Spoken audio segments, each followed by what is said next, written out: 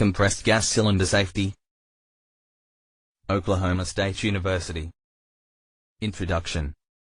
Many industrial and laboratory operations require the use of compressed gases for a variety of different operations. Return to online training. Introduction. Flammable or combustible, explosive, corrosive, poisonous. Compressed gases present a unique hazard.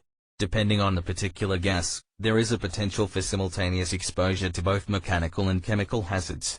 Gases may be flammable or combustible, explosive, corrosive, poisonous, inert, or a combination of hazards. Return to online training. Introduction.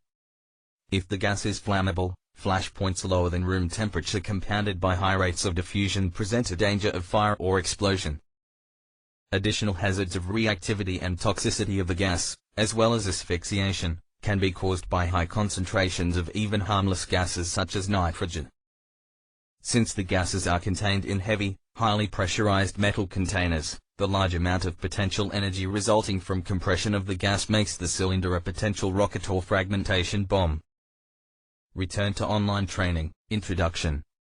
Careful procedures are necessary for handling the various compressed gases. The cylinders containing the compressed gases, regulators or valves used to control gas flow, and the piping used to confine gases during flow. Return to online training. Identification. The contents of any compressed gas cylinder must be clearly identified. Such identification should be stenciled or stamped on the cylinder or a label. Commercially available 3-part tag systems may also be used for identification and inventory. Return to online training. Identification. No compressed gas cylinder should be accepted for use that does not legibly identify its contents by name.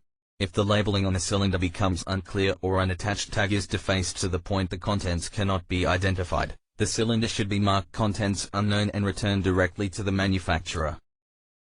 Return to online training. Identification. Always read the label. Never rely on the color of the cylinder for identification. Color coding is not reliable because cylinder colors may vary with the supplier. Additionally, labels on caps have little value because caps are interchangeable. Always read the label. Return to online training. Identification. All gas lines leading from a compressed gas supply should be clearly labeled to identify the gas, the laboratory or area served, and the relevant emergency telephone numbers. Return to online training. Identification. The labels should be color-coded to distinguish hazardous gases, such as flammable, toxic, or corrosive substances, for example, a yellow background and black letters. Return to online training. Identification.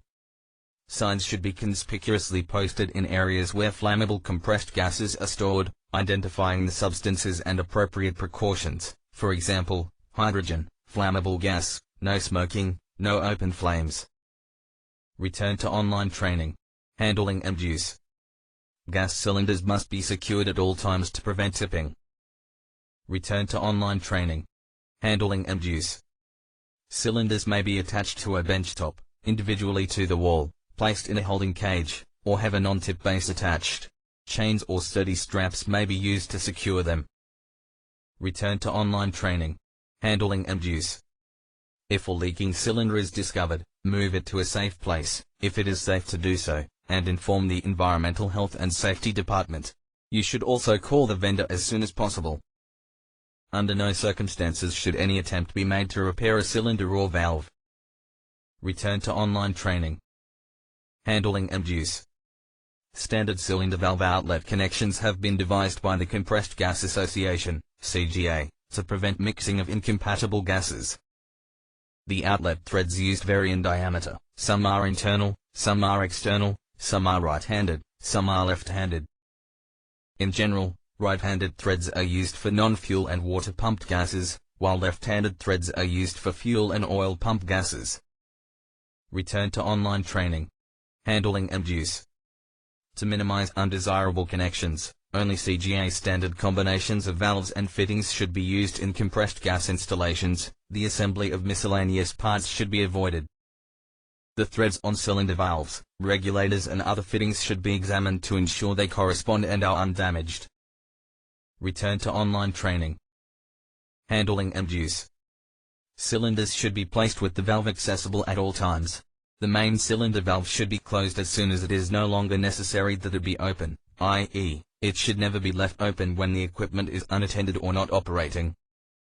This is necessary not only for safety when the cylinder is under pressure, but also to prevent the corrosion and contamination resulting from diffusion of air and moisture into the cylinder after it has been emptied. Return to online training, handling and use. Cylinders are equipped with either a hand wheel or stem valve. For cylinders equipped with a stem valve, the valve spindle key should remain on the stem while the cylinder is in service. Only wrenches or tools provided by the cylinder supplier should be used to open or close a valve. At no time should pliers be used to open a cylinder valve. Some valves may require washers. This should be checked before the regulator is fitted. Return to online training. Handling and use. Cylinder valves should be opened slowly. Oxygen cylinder valves should be opened all the way. Open up the oxygen cylinder valve stem just a crack. Once the needle on the high pressure gauge has stopped, open up the valve all the way. This backseats the valve. Oxygen cylinders must have the valve opened up all the way because of the high pressure in the cylinder. There is a backseating valve on the oxygen cylinder. This prevents the high pressure gas from leaking out through the threaded stem. When opening the valve on a cylinder containing an irritating or toxic gas, the user should position the cylinder with the valve pointing away from them and warn those working nearby. Return to online training. Handling and use. Cylinders containing flammable gases such as hydrogen or acetylene must not be stored in close proximity to open flames, areas where electrical sparks are generated, or where other sources of ignition may be present. Cylinders containing acetylene shall never be stored on their side. Return to online training. Handling and use. An open flame shall never be used to detect leaks of flammable gases. Hydrogen flame is invisible, so feel for heat. One common practice is to use a natural bristle broom to sweep the air in front of you. All cylinders containing flammable gases should be stored in a well-ventilated area. Return to online training. Handling and use. Oxygen cylinders, full or empty, shall not be stored in the same vicinity as flammable gases. The proper storage for oxygen cylinders requires that a minimum of 20 feet be maintained between flammable gas cylinders and oxygen cylinders, or the storage areas be separated, at a minimum, by a firewall 5 feet high with a fire rating of 0.5 hours. Greasy and oily materials shall never be stored around oxygen, nor should oil or grease be applied to fittings. Return to online training. Handling and use. Regulators are gas-specific and not necessarily interchangeable. Always make sure that the regulator and valve fittings are compatible. Return to online training. Handling and use. After the regulator is attached, the cylinder valve should be opened just enough to indicate pressure on the regulator gauge, no more than one full turn, and all the connections checked with a soap solution for leaks. Never use oil or grease on the regulator of a cylinder valve. Return to online training. Handling and use. If there is any question as to the suitability of a regulator for a particular gas, check with the Environmental Health and Safety Department or call your vendor for advice. Return to online training. Handling and use. The following rules should always be followed in regards to piping. Plastic piping shall not be used for any portion of a high-pressure system. Do not use cast iron pipe for chlorine. Do not conceal distribution lines where a high concentration of a leaking hazardous gas can build up and cause an accident. Copper piping shall not be used for acetylene. Return to online training. Handling and use. The following rules should always be followed in regards to piping. Distribution lines and their outlets should be clearly labeled as to the type of gas contained. Piping systems should be inspected for leaks on a regular basis. Special attention should be given to fittings as well as possible cracks that may have developed. Return to online training. Handling and use. A cylinder should never be emptied to a pressure lower than 172 kilopascals, 25 pounds per square inch/in2. The residual contents may become contaminated if the valve is left open. When work involving a compressed gas is completed, the cylinder must be turned off, and if possible, the lines bled. Return to online training. Handling and use. When the cylinder needs to be removed or is empty, all valves shall be closed, the system bled, and the regulator removed. The valve cap shall be replaced, the cylinder clearly marked as empty, and returned to a storage area for pickup by the supplier. Empty and full cylinders should be stored in separate areas. Return to online training. Handling and use. Where the possibility of flow reversal exists, the cylinder discharge lines should be equipped with approved check valves to prevent inadvertent contamination of cylinders connected to a closed system.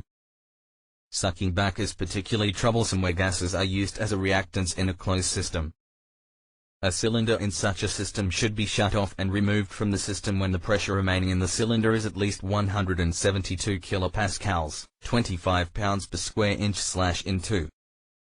If there is a possibility that the container has been contaminated, it should be so labeled and returned to the supplier. Return to online training. Handling and use. Liquid bulk cylinders may be used in laboratories where a high volume of gas is needed. These cylinders usually have a number of valves on the top of the cylinder.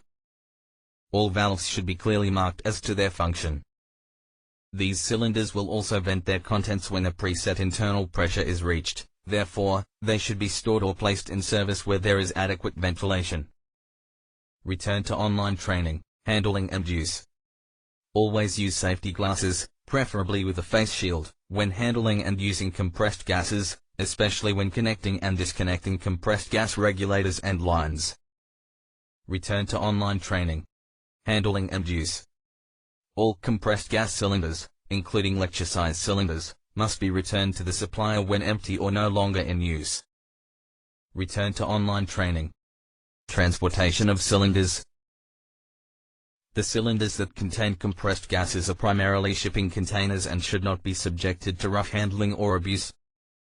Such misuse can seriously weaken the cylinder and render it unfit for further use or transform it into a rocket having sufficient thrust to drive it through masonry walls. Return to online training. Transportation of cylinders. To protect the valve during transportation, the cover cap should be screwed on hand tight and remain on until the cylinder is in place and ready for use. Cylinders should never be rolled or dragged.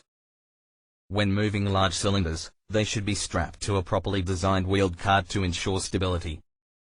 Only one cylinder should be handled, moved, at a time. Return to online training.